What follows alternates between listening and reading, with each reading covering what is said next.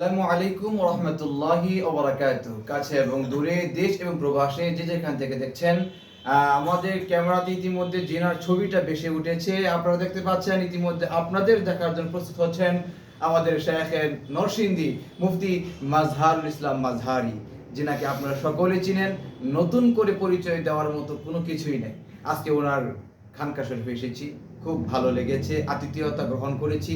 শায়খের নিজের হাতে আমাকে পিঠা খাওয়াইছে, ওনার নিজের হাঁসের ডিম আমাকে পিঠা করে খাওয়াইছেন।